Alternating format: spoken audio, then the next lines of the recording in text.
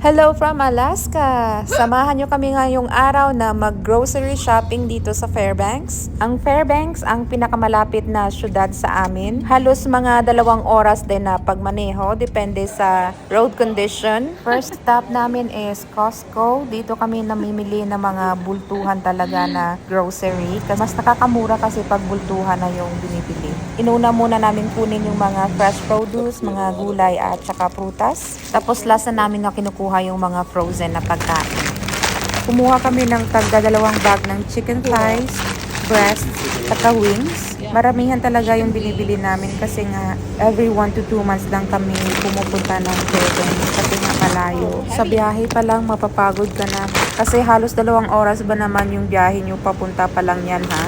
May grocery stores din naman kami sa Delta. Meron kaming IGA at meron na rin kaming 3 Bears, isa ding grocery chain na kakabukas lang noong March. So dati nag-iisa lang talaga yung aming grocery store, yung IGA. Tapos, December of 2021, nag-collapse pa yung kanilang bubong dahil sa sobrang bigat ng stone na naipon. Mahigit 2 taon din kaming walang grocery store noon sa Delta. Anyway, sa Fairbanks pala talaga kami nag-grocery kasi nga kapag sa Delta ka lang mamili ng mga ganito karami, naku, sobrang mapapamahal ka. Namimili pa rin naman kami minsan locally, pero pag may mga bagay lang kami na nakalimutan o nakaligtaang bilhin dito sa Fairbanks. Tara, check out na tayo. So, ayan na yung aming cart na puno na. Kahit na nag-iimbak ako ng maraming gulay, marami pa rin namang gulay at prutas yung pinapamili namin. Kasi may mga halaman dito na hindi talaga kayang mabuhay sa Alaska. And that's one of the reasons why na nag-iimbak kami ng iba't ibang klase ng pagkain para maibsan yung aming panggasto sa grocery. At ayan, $526.78 yung aming bukol sa Costco. Nandito na kami sa aming cart. I-load na namin yung aming mga pinamili. Nagdadala kami ng cooler para sa mga frozen na pagkain.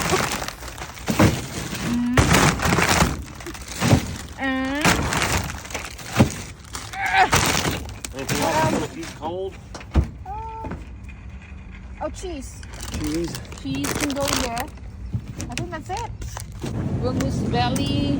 Next, punta naman tayo sa Walmart para bumili ng mga bagay na wala sa Costco. Kagaya nitong boneless na tiyan ng bangus. Napakasosyal ng bangus dito, naka-individually wrap. Tapos wala na siyang buto at wala na rin ulo.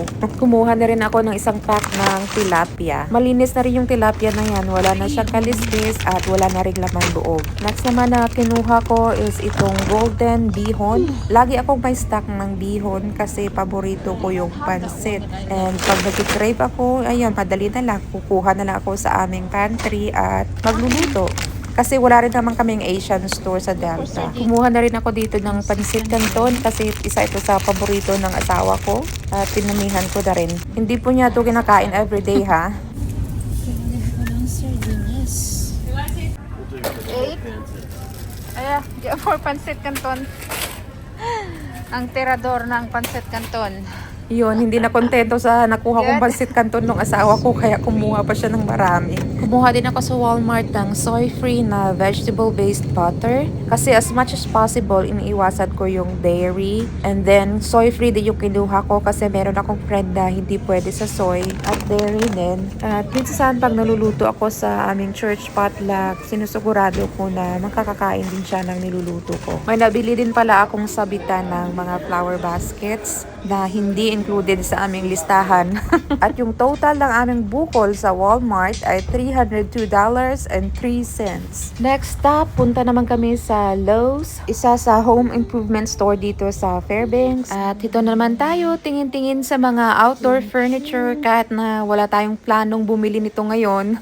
So meron din silang garden center kaya pumunta din ako para matingnan kung magkano yung presyo ng mga bulaklak. Nako, ang mamahal din mamili ng mga bulaklak at halaman dito. Nakita yung presyo ng bulaklak na yun, $28.98 sa 8 maliliit na pots. Wala akong binili na halaman kasi napakamahal. Mga buto na lang yung aking binibili at ako na lang mismo yung nagsiseedlings ng aming mga gulay at iba't ibang klase ng bulaklak dahil napakamahal kung bilhin mo lang to. At least pag buto yung binili mo, marami kang maitatanim. Speaking of buto, bumili na rin ako ng buto ng carrots, ng beans, at beets. Yung bukol naman namin sa Lowe's ay $134.55.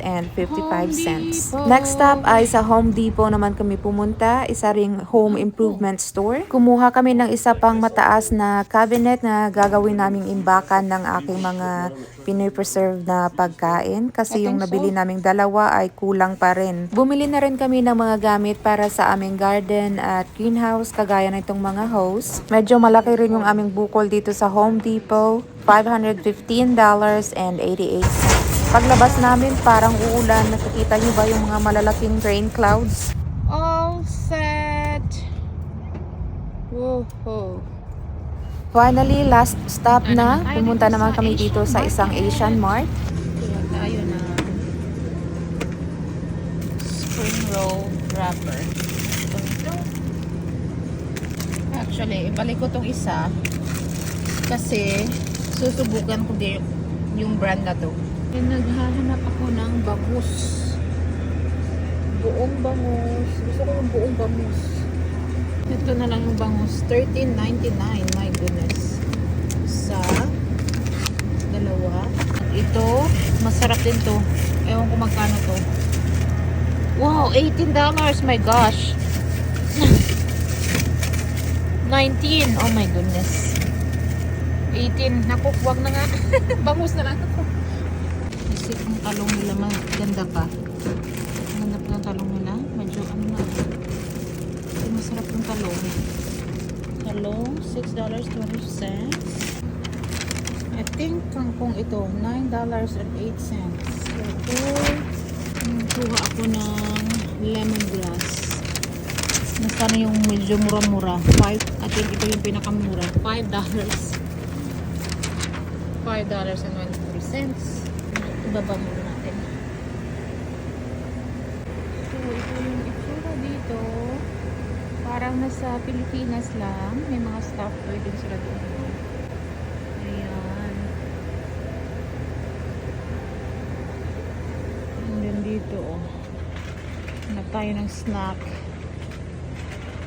Alam nyo to, oh, napakasarap nito. Kaya lang, matatakot na akong kumain ito. Kasi tingnan nyo, yung warning. It may contain chemicals at levels known to the state of California to cause cancer and birth defects or other reproductive harm if consumed. So, yan yung rason. Bakit natatakot na akong bumili nito? Kuha ako ng dingdong. Isa na lang. Naunahan ako. At saka boy bawang. Masarap yung boy bawang. Dalawa. And lechon manok flavor. Gustong gusto din to ng asawa ko. Wala na silang original na flavor. Yung bawang lang talaga. Wala. Ito baka gusto niya rin barbecue. Ito yung mga items nila dito. May mga plato. May mga cups din sila. May mga bowls. Naghahanap ako ng acetone. Pangtanggal ng aking nail polish sa paa. Pagod na yung aking mata. Namumula na. Tara, check out na tayo. $200.50. Lalagnatin na yung asawa ko.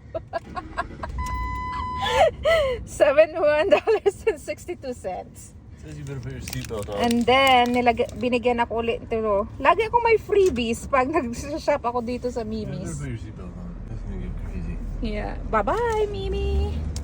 After 2 hours, nakauwi din ng bahay. Yan, pagod na pagod yung mata ko. Grabe. So, ito yung ilan sa mga napamili namin ngayong araw for our grocery kasi isang bot kalahati yung aming last na trip sa Fairbanks. Kasi nga malayo kami sa syudad, mga 2 oras yung pag-drive.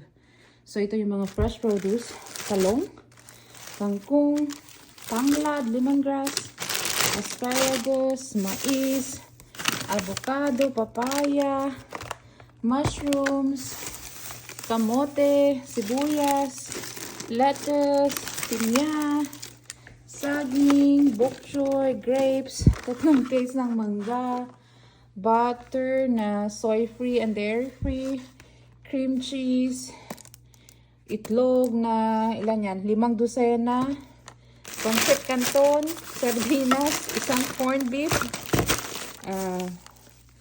sleep gummies, Epsom salt na ginagamit namin sa aming hot tub. Ito yung mga chips, crackers, chips dins, rice crisps, tapos yung mga buto, boy bawang, hindi mo wala.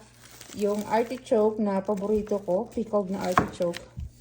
And then coffee mate para sa kape ng asawa ko. And then ano to, toyo, mantika, bihon, ayan, and kape, Starbucks, ito mani, pang snack. Ito yung bigay kanina sa Asian store. Tapos almond butter na biscuits. Ito fig bars. Parang ano siya, granola.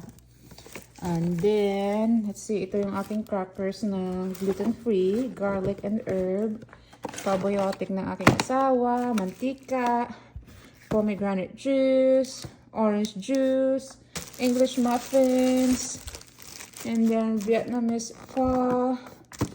Sa mga maulan na araw at pagod na araw ako, yan yung kinakain ko.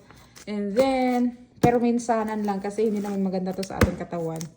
And then, almond milk. And 3 case na coconut water kasi ito yung paborito kong inumin. Simple lang. And then, so yan lang yung ilan sa mga napamili namin ngayon sa Fairbanks. Wala pa dyan yung mga frozen na manok, isda, at kung ano-ano pa. Yan lang. Bye!